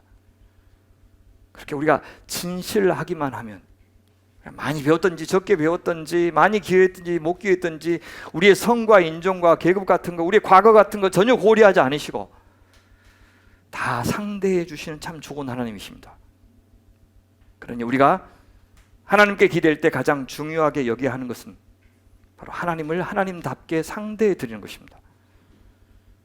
사람들은 우리한테 실망을 줄 수도 있고 교회가 실망을 줄 수도 있고 목사들이 실망을 줄 수도 있습니다. 그런다고 하나님께 함부로 해서는 절대 안 됩니다. 세상에 그런 썩을 놈들은 차고 넘쳤습니다. 불량한 선지자들이 참 선지자보다 적었던 시대는 이스라엘 역사에서 없었어요. 그래서 그런 사람들이 있다고 해서 그것이 하나님을 떠날 이유가 될 수는 없는 겁니다. 하나님을 하나님에게 어울리도록 우리 믿어드립시다. 보험 들듯이 하나님 찾지 말고 보험 들듯이 우상 만들어서 포트폴리오 다양하게 할 생각하지 마시고 하나님께 기댈 때는 그것밖에는 다른 대안이 없는 사람처럼 뒤를 남기지 말고 그분 믿어드립시다. 하나님께 좀 더 많이 자유를 드립시다. 적어도 그분 앞에서만은 삶에 대한 우리의 주도권을 기꺼이 내려놓으셔야 됩니다. 그럴 때 주님은 네가 나를 기대고 있구나 이렇게 인정해 주실 거예요. 우리 기왕 믿어드리는 거 화끈하게 한번 믿어드립시다. 그래서 우린 배부른 결핍자는 되지 않기를 바랍니다. 이사야 선지자도 이렇게 호소하시지 않아요? 너희가 어찌하여 양식 아닌 것을 위하여 은을 달아주며 배부르게 못할 것을 위하여 수고하느냐? 나를 청종하라. 그리하면 너희가 좋은 것을 먹으며 너희 마음이 기름진 것으로 즐거움을 얻으리라. 양식 아닌 것, 배부르게 못할 것, 우리를 건강하게 만들어주지 못할 것을 위해서 우리 하나님을 동원하지 맙시다. 하나님을 대체하지 맙시다. 아무리 그 무엇이 절실하게 필요해도 그것보다 하나님이 더 필요하고 하나님이 반드시 주신다는 믿음부터 달라고 우리 기도합시다. 그러면 진짜 우리에게 필요한 영양소를 주님께서 공급해 주실 겁니다. 여러분, 우리 교회에는 보험 설계사가 굉장히 많으니까 부디 저까지 보험 설계사로 그렇게 만들지는 마시기 바랍니다. 믿을 만한 영혼의 영양사 역할에만 충실할 수 있도록 여러분 저를 꼭 요긴하게 사용해 주시기를 바랍니다. 믿습니까? 이렇게 꼭 해주시기 바랍니다. 기도하겠습니다. 예. 하나님 고맙습니다. 참 오랫동안 저희를 믿어주시고 기다려주시고 품을 내주시고 기어이 우리가 당신 앞에 복종하게 하시고 어떻게든 우리를 사용하시도록 내어드리는 작은 믿음의 사람부터 시작하게 하신 것 감사합니다. 주님, 그 주님의 놀라운 솜씨와 능력으로 지혜로 우리를 향한 사랑으로 빚어가시는 그 인생을 벅차게 기대하고 하나님 당신에게 어울리도록 화끈하게 우리의 공간을 내어주는 믿음의 사람들 되게 하여 주시옵소서. 하나님, 우리가 원하는 것을 해줄 때까지 절대 마음을 풀지 않는 그런 사람 되지 않게 하시고 이제 두 손 들고 주님의 주권 앞에 기꺼이 경배하고 또 순종해드리는 하나님의 사람들 다 되게 하여 주옵소서. 그래요, 주님께서 일구시는 멋진 그런 인생을 경험하고 함께 기뻐하며 함께 축하하는 광주 소명교회 되게 하여 주시옵소서. 감사하며 우리 구주 예수님의 이름으로 기도하옵나이다. 아멘. 감사합니다. 예. 또 50분도 안 했습니다. 지금 경이롭지 않습니까? 정말 대단합니다. 예, 감사합니다. 그렇게 설교를 짧게 이렇게 끝내게 해주신 하나님께 감사하면서 일어나서 헌상하겠습니다. 예, 감사합니다. 예.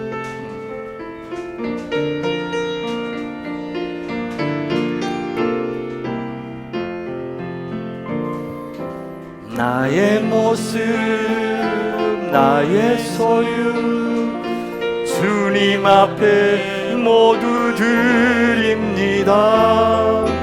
모든 아픔 모든 기쁨 내 모든 눈물 받아 주소서. 어제 일과 내일 일도 꿈과 희망 모두 드립니다. 모든 소망 모든 계획 내 손과 마음 받아 주소서.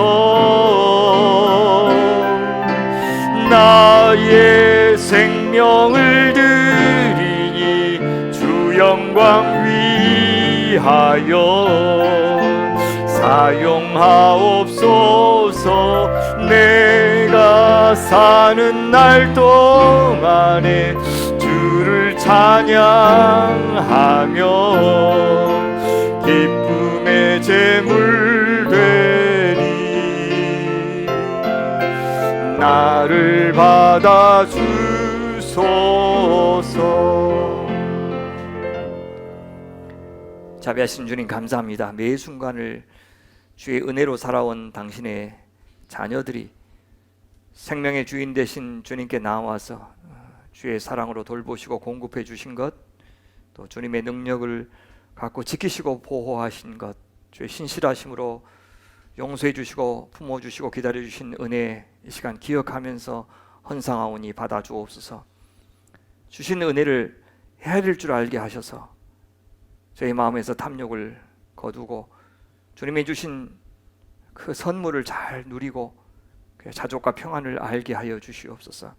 주님이 저희에게 주신 소망이 저희 안에 벅차게 차올라서 시간이 흘러갈수록 세상이 약속하는 것이 얼마나 허망한지 알게 하시고 또 주님께서 약속하신 것을 더욱더 빛나게 소망하며 그 좋은 세상을 이 땅에서 잘 살고 또 심게 하여 주시옵소서. 좀 저희를 받아주시고 예물을 받아주시고 저희 고백과 찬미를 받아주시고 차마 표현하지 못하는 저희 마음속 소구름을 주님께서 들어주시옵소서. 당신의 지혜와 뜻에 어울리도록 하늘의 복으로 내려주시옵소서. 감사하며 우리 구주 예수님 이름으로 기도하옵나이다. 아멘. 감사합니다. 고맙습니다.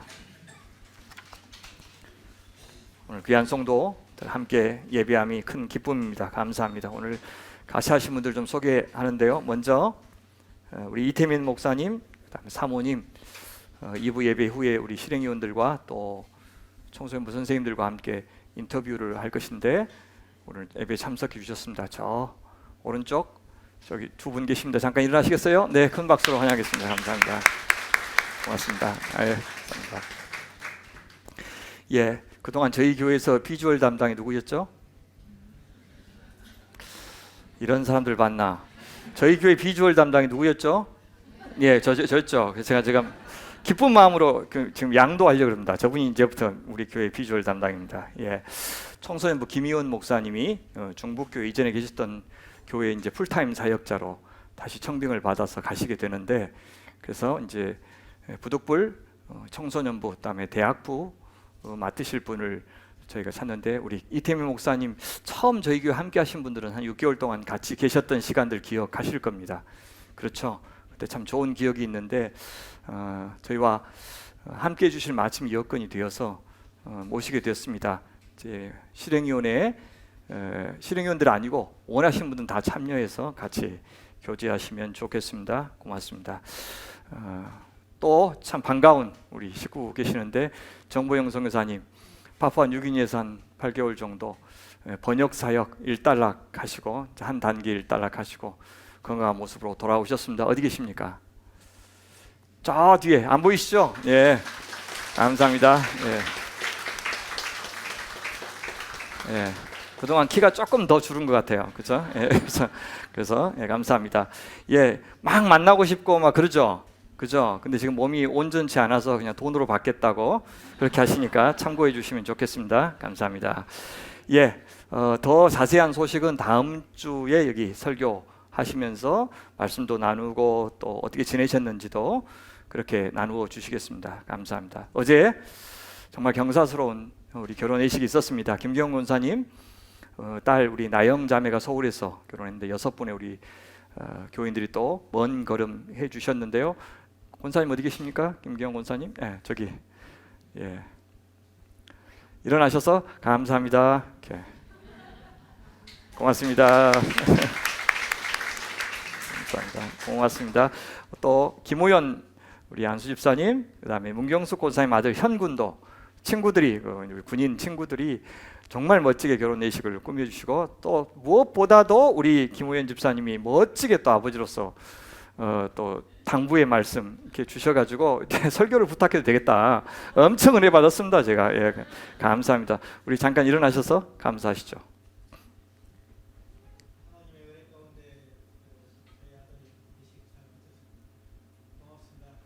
고맙습니다. 참 좋았습니다. 예. 이화인 집사님, 시아버지 최순복 어르신께서 한 10여 년 정도 이제 폐암으로 투병하시다가 돌아가셨는데, 5 자녀 가운데 유독 이 아드님이 좀 살뜰하게 잘 하셨는가 봐요. 병원도 늘 챙기고. 그래서 슬픔이 유독 깊을 것 같은데, 여러분 만나시면 이화인 집사님과 남편분을 위해서 위로로 건네주시기를 바랍니다. 또 참여해주시고 또 부의해 주셔서 감사합니다. 다음 주 또 아주 좋은 소식입니다. 우리 군대에 있는 우리 최기선 형제 청년, 최기선 청년이 정말 믿음의 자매 만나서 순천에서 결혼합니다. 거기 신부 집이 순천이라서요. 순천에서 결혼하는데 제가 가서 이제 주례로 섬기고 오는데, 양가 부모님들이 축가도 같이 하시고 또 이모부가 축도도 하시고 찬송가 반드시 넣어야 된다 그러고, 근데 예식장에서는 25분 만에 끝내라 그러고, 그래서 5분만 주례할 수 있어서 아싸, 그죠? 아주 저에게는 힘든 일이지만, 그죠? 오늘 50분 설교한 거 보니까 할 수 있을 것 같아요. 그래서 5분 설교하러 순천까지 내려갔다 와야 되는데 기도해 주시기 바랍니다. 예. 저는 지난 목요일과 금요일 이틀 동안 전주에 오가면서 세계 한인 의료 선교사 대회 6년 만에 오래간만에 이제 해외에서 계신 분들이 모였고, 한 700명 정도 선교사님 되는데 온라인 등록까지 합치면 한 650명 정도. 그래서 아주 열띠게 참여하셨다고 하는데, 저녁에 2번 메인 집회 인도하고 왔습니다. 만나서 이제 선교사님들과 교제도 하는데 뭉클한 감정들 참 많이 들었어요. 예, 많이 쓰시는구나. 놀랍게 하나님 사용하시는구나 라는 걸 들었고, 특히 이제 평양과기대 근무하시다가 지금은 이제 남북관계가 경색되면서 다시 들어갈 수 없는, 근데 북한도 허락해서 몽골에 학교를 차려가지고 몽골로 그 이제 감시 받으면서 와서 같이 그 선교사님과 살면서 치과 의사들을 만들어내는 그런 일들을 하고 계시는 그 간증. 그래서 평생의 소원이 뭐냐고 그러니까 평생의 소원도 필요 없고 그 학생들 다시 한 번만 만나면 원이었겠다고. 근데 그 학생들이 벌써 들어가서 자기 북한에서 이제 교수가 되어서 곳곳마다 일하고 있는 것. 이념 같은 거 뛰어넘어서 사람이 사람으로 살도록 그렇게 애쓰고 수고하시는 선교사님들을 보면서 너무너무 좋고 저에게도 참 좋은 시간이었습니다. 기도해 주시겠습니까? 이번 금요일부터 금토 주일 사흘간은 제가 서울 사랑교회 가서 50주년 맞았는데 50주년 기념 사경회 인도하고 오겠습니다. 저희 교회 귀한 멘토가 되시는 서울 반석교회 황정길 목사님의 똑같은 제자이기도 합니다. 그래서 그분이 부르셔서 중요한 자리니까 제가 주일 어쩔 수 없이 빼고 좀 다녀오니까 양해해 주시고요. 그리고 바로 이어지는 월요일부터 목요일까지는 우리 정민영 선교사님이 좌장 되시는 그 자신학화 포럼, 그러니까 선교를 이제 우리 방식으로, 신학을 우리 방식으로 좀 해야 된다라고 해서 만든 공부 모임입니다. 그래서 제가 주제 발표를 또 하게 돼서 월요일부터 목요일까지는 경남 양산에 좀 다녀오겠습니다. 여기서 기도해 주시면 좋겠습니다. 예배당 관련해서 설문조사하고 있는데 지난주에는 121명 많이 참여해 주셨습니다. 아직까지 이번 주와 다음 주까지 계속 받고요. 또 못 받으신 분들은 개별적으로 연락을 해서 메일로도 좀 받으려고 하니까 모든 분들이 다 참여해 주시면 감사하겠습니다. 후반기 새가족 성경 공부 모임이 오늘 오후 2시부터 6층에서 시작됩니다. 새가족뿐만 아니라 누구든지 오실 수 있으니까 참여하시고요. 목요일 날 오전에 10시부터 12시까지 성경 묵상 모임 시작했는데 많이 오셨어요. 그래서 지금도 열려 있습니다. 그러나 한 번 오시면 성실하게 오셔야 됩니다. 그리고 그 모임 있는 분들이 선교사님도 후원하시니까 월 10,000원의 헌신도 하실 각오를 하시고 오시면 좋겠습니다. 아주 귀한 모임, 풍성한 모임 될 거니까 교인들이 다 오시면 좋겠다 싶습니다. 청소년부 교사 야유에는 뭐 가든지 말든지 알아서 하시고, 꿈틀 어린이 작은 도서관에서는 1년에 가장 큰 행사, 마을 큰 행사가 이번 주 토요일 날 있습니다. 내내 지금 와서 위원들은 준비하고 계시는데 성도님들은 그 손은 보태지 못할지라도 이번 주 토요일 날 여기 신영 근린공원에 오셔서 수고하신다고, 애쓰신다고 그렇게 격려해 주시고 같이 놀아주시기만 해도 고마워할 것 같습니다. 여러분 꼭 참여해 주시기를 바랍니다. 이번 주 토요일입니다.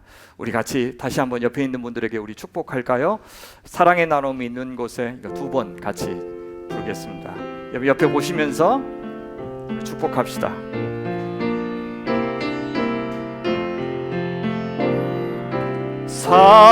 사랑의 나눔 있는 곳에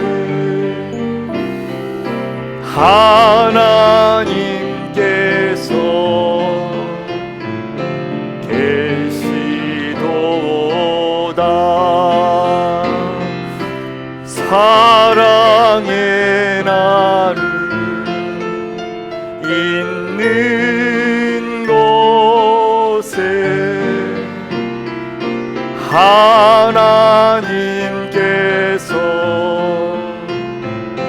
계시도다.